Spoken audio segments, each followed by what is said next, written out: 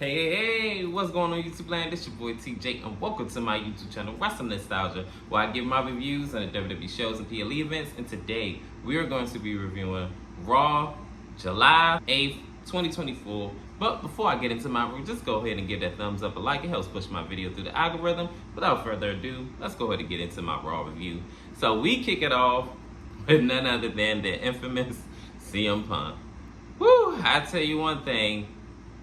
This man may not have a lot of friends, but he sure is collecting enemies. CM Punk comes out and he says that, what a time to be alive in Canada and everything like that. And then this is when he said, I don't understand why Drew McIntyre would be shocked at all that I would foil his plans of becoming the world champion when I already said with every fiber in my being that I was going to make sure that he was not going to become world champion for as long as I'm here. And I'm all like, woo. He said, I don't care where I have to travel or any of that stuff, I'm going to be right there. And I'm like, man, I tell you, if Halo was in a book, baby, his face would be like this.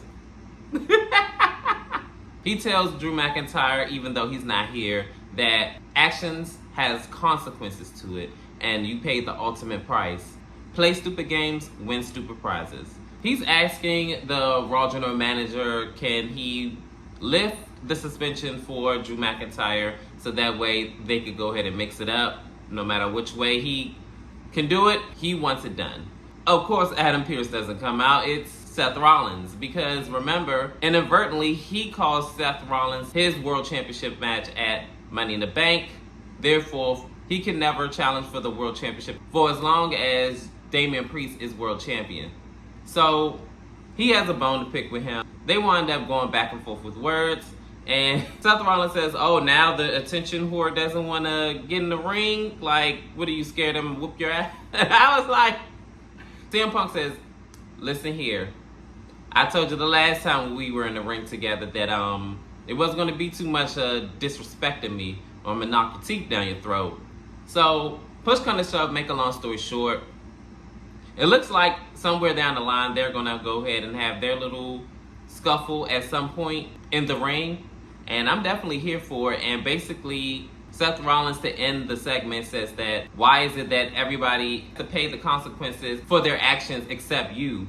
And the world does not revolve around you. So Seth Rollins tells CM Punk that when your arm is fully healed, trust and believe, we're going to mix it up in the ring. So we're going to see what's going to happen with this storyline. I'm really loving this whole Drew McIntyre, Seth, and CM Punk thing. It's definitely getting heated, and we're going to see where this destination is going to lead to. In this next segment, it is Dominic Mysterio, and he is heated that he's in this mixed tag match with Liv Morgan against Zelina and Rey Mysterio. So he is complaining to Adam Pearce, and he doesn't want nothing to do with the match. Adam Pearce says, oh, but you want to go ahead and interfere in the last 3 World Women's Championship matches, though. So he didn't even request this match. It was Liv Morgan, because he tells Dominic Mysterio, Liv says it was going to make him happy and this, that, and the third. So I guess the match is going to be on no matter what. So Liv Morgan comes around and she said, look, Daddy Dom, I don't want to make you mad or anything, but, I just felt so bad about what happened last week that, I wanted to make sure you get your win back and make sure that, your daddy knows who's the real daddy is. So reluctantly he agrees and he says, okay, but we better win. And she said, oh, we will. She said that we're going to discuss strategy and everything like that. So that ends that segment. We're going to see where this is going to lead to, if it leads them to a win. And yeah, in our first matchup, it is Chad Gable versus Jey Uso. They started off with some chain wrestling, which Chad Gable is getting the best of. And then they wind up kind of fighting it out, slugging. And then Chad Gable winds up going back into chain wrestling holds and stuff, and he is getting the better of him. Up until the commercial break where the Yeetster wind up trying to do the arm drag like 8, 9, 10 times, and it was a failed attempt until Jey Uso throws him over the ropes and then winds up diving out on him. And then after the commercial break, Jey Uso and Chad Gable are still fighting it out, and towards the end of the match, Chad Gable winds up getting distracted because the lights goes out, and all of a sudden this distracts him, and then he winds up getting speared, and Jey Uso picks up the win, 1, 2, 3, and Jey Uso, like a smart man, he gets out of there. And Chad Gable, once again, is getting targeted by the Wyatt Six. And Nikki Cross leaves yet another message again for Pat McAfee. I don't know what's in that box, but I don't want to find out either. In this next matchup, it is Bronson Reed versus Pete Dunne. Pete Dunne is already starting off the gate trying to get the big man down, but he is not trying to budge. They fight back and forth up until Pete Dunne wound up diving out on Bronson Reed inside the ring to outside the ring where he was, and then we go to commercial break. After commercial break, towards the end of the match, they had a little back and forth here and there. I remember Pete Dunne stomped on Bronson Reed's elbow, and then at another point, it looked like Bronson Reed went up to the top rope to try to do the big splash, or the tsunami as he calls it, and Pete Dunne is all like, so he tried to go to the top rope and try to, beat him up over there, but it doesn't work. He wound up pushing him off, and he get hooked up on the ropes, and then he winds up getting hit with the big splash anyway, and 1, 2, 3, Bronson Reed wins this match, but he is not done yet. He wants to cause more damage on Pete Dunne. Sheamus comes out, and then he winds up mopping the floor with Bronson Reed, and him and Pete Dunne kind of tugging on his baby hairs, beating him up until he winds up getting beat out of the ring. But for some reason, it's friction between Sheamus and Pete Dunne, because when Sheamus winds up, embracing him, he all like, get off me. And from what the commentators say, they said that it's still friction between Sheamus and Pete Dunne because Sheamus left the Brawling Brutes and forgot about them. So I guess they're gonna have to, work out their issues, or maybe not. In our next segment, it is Sami Zayn, and he comes out and he says that I'm no longer, and I keep telling y'all guys that I'm not the underdog, I'm a champion. I'm so glad to be out here in this audience of Canada, I believe they're still in. And this is when Braun Breaker comes out and he's just staring at Sami Zayn. And Sami Zayn says that, so you want another match? You want to fight? Do you want another Intercontinental Championship opportunity? Or do you want to just stare at me all night? So then he hands him the mic. And this is when Braun Breaker says that, look, Sami, I understand that how this whole thing works. I lost and there's no reason for me to be getting another rematch. But, I've been thinking. And he wound up spearing Sami Zayn out of his shoes and just was tearing him a new one, just was beating him down. And it looks like he's about to go ahead and leave the ring. He winds up doing another spear on him and laying him out. I tell you one thing, it looked like Sami ain't gonna catch no break with him. I believe the SummerSlam plan as far as the Intercontinental Championship goes is gonna be Braun versus Sami Zayn. And for whatever reason, Dragunov came out as well, and they get into it a little bit briefly, only but verbally. And Braun Breaker says, ooh, I'm so scared. I was like, ooh. He is so petty. So Dragunov winds up checking on Sami to see he's okay, and that's when this segment ends. I know one thing, SummerSlam better be lit this year. Last year, it was lit. It was just certain things that happened that I was just like, okay, it could have been better. Or certain match results that happened, I was like, okay, I guess. But hopefully this time it has no misses, but we're going to see. In this next matchup, it is a 6-man tag. It is the Judgment Day, which consists of Carlito, Finn Balor, and JD McDonough versus The Awesome Truth and Braun Strowman. So after The Awesome Truth makes their entrance, they get attacked from behind by the Judgment Day. This brings out Braun Strowman, and then Braun Strowman winds up clearing the ring. Awesome Truth end up doing a bunch of AAs, attitude adjustments, and I remember our Truth wound up doing another attitude adjustment and almost got a 3 count on Carlito. Then we go into commercial break. After commercial break, Braun Strowman finally gets the tag after The Miz wound up getting beat up for majority of the second half of this match. And and the funny thing about it is, right before he got that tag, he got slapped in the face by JD McDonough. So he had a bone to pick with him. So he's beating on JD McDonough, and then JD McDonough wound up tagging Finn Balor.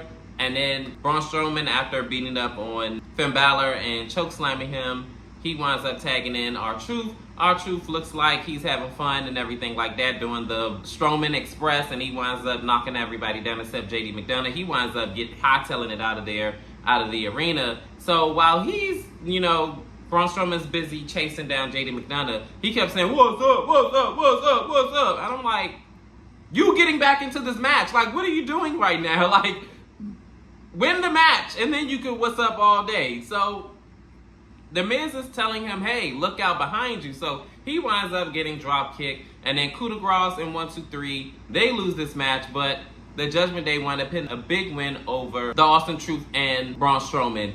And I can tell you right now, the way that the Miz look, this heel turn is coming really, really soon.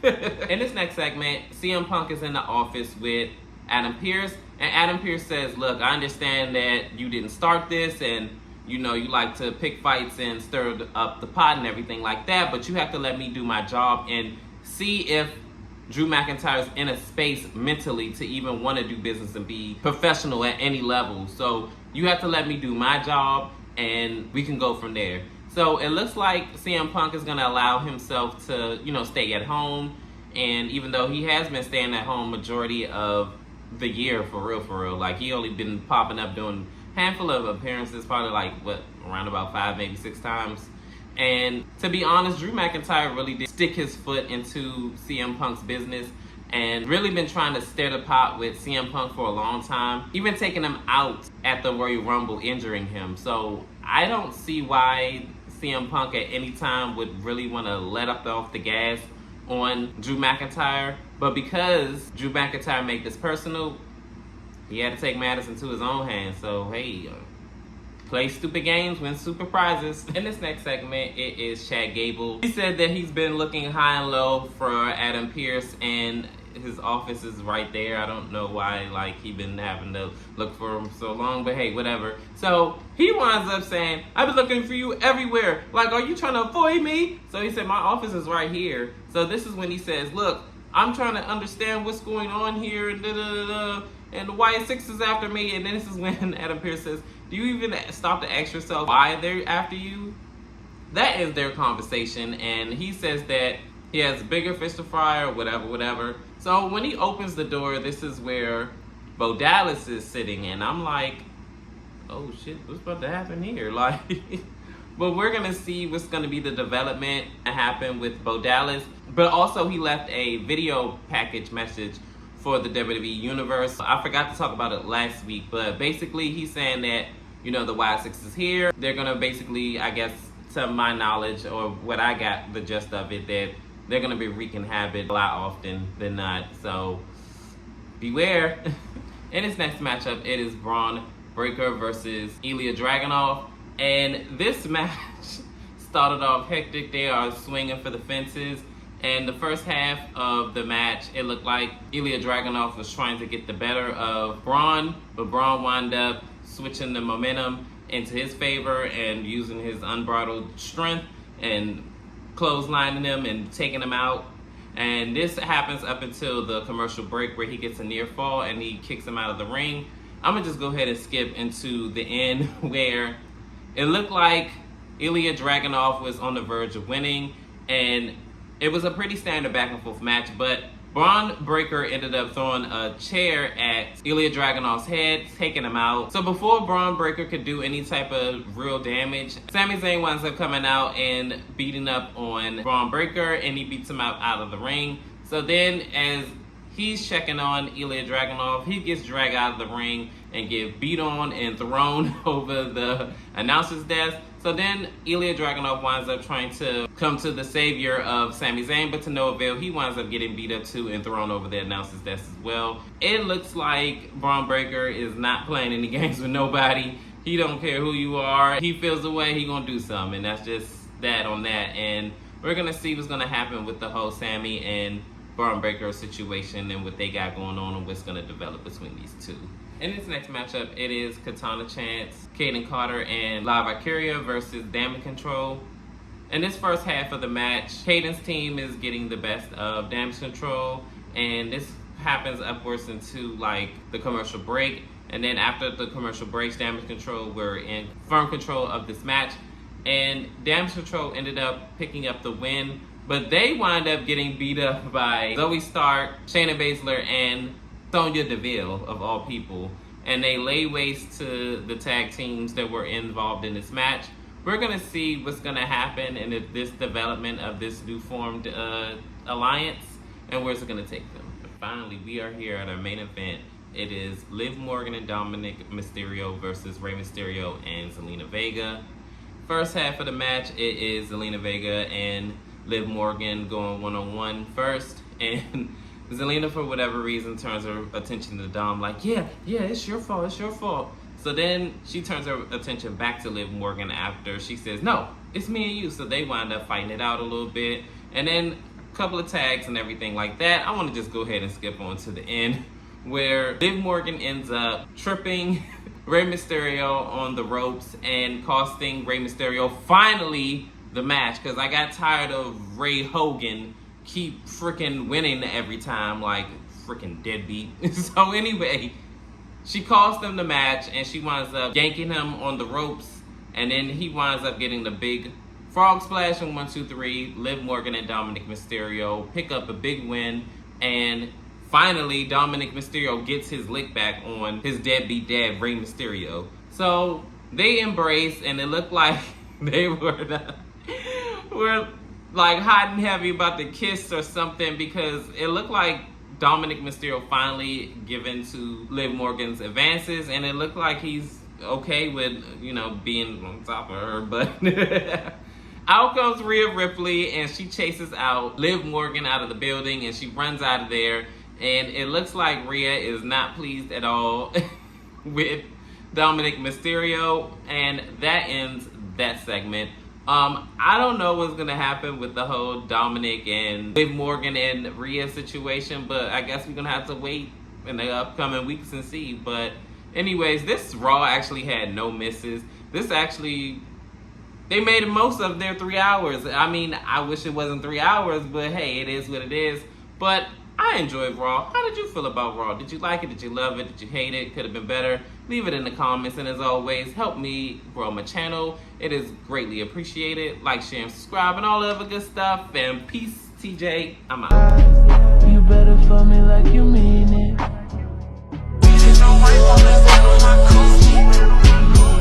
Tell me you'll never wanna lose me. Tell me you'll never wanna lose me. Tell me you'll never wanna. My words, you so pretty.